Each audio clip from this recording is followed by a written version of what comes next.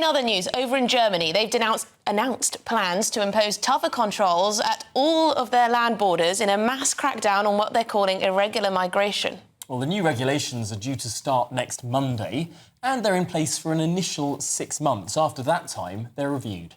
Yes, and in recent times, the Islamic State group did claim responsibility for a knife attack in the western city of Solingen that killed 3 people just last month.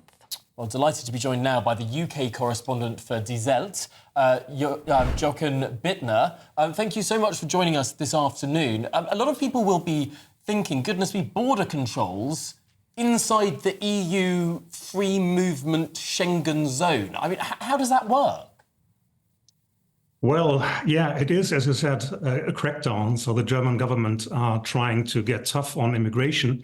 But the problem, of course, if you start these border controls, if you start rejecting people to other countries, how will they react? I mean, Austria is the country that will be most affected by Germany rejecting migrants over to the border because, you know, it is located on the route from the Balkans to Germany.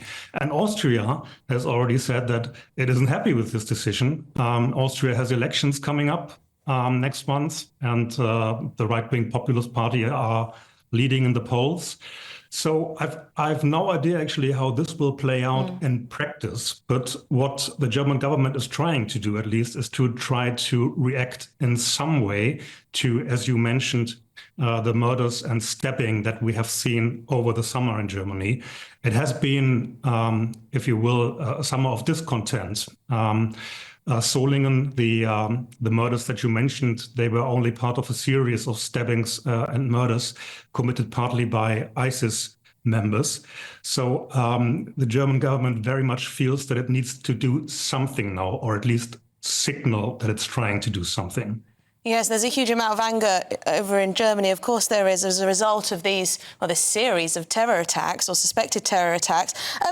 If the EU isn't protecting the external border, then might we actually see other countries like Austria adopt the same measures as Germany, and all of the countries try and strengthen their national borders?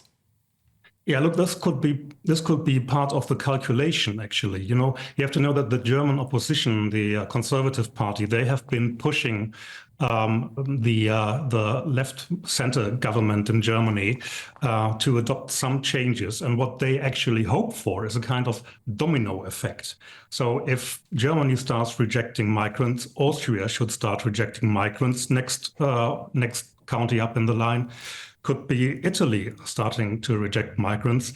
But the big hope is that you have to do it only for a limited time, and then news will spread that it isn't so easy any longer to enter Europe. But of course, yeah. Olaf Scholz was saying not that long ago that this would be illegal under Schengen rules, under the EU's rule book. You can't impose barriers between different countries. It's all one free movement zone. He appears to have really pretty drastically changed his mind, performed a pretty spectacular U-turn on that. But also there's the issue that he might run up against what the EU Commission have to say about this. Yeah, that's one big question. Concerning the legal question as to whether this is legal or not, I mean, if you ask 2 lawyers, you will get 3 opinions on this. But take the broader picture. The entire idea of the Schengen area was that if you manage to control the outer European border, that is actually the precondition for opening up borders within Europe. Now, the protection of the outer borders has not been working for some time, and thus there is no real justification to keep the borders open within Europe. And this problem needs to be fixed. You can only have open borders in Europe if the European borders themselves are being protected. And this is what the government in Germany hopes for over the course of the next 6 months, you know, that European border police, Frontex, will be strengthened, that we will see a regime change in a way there. This is all very hopeful, I would say. I think we might even be in for some broader changes here.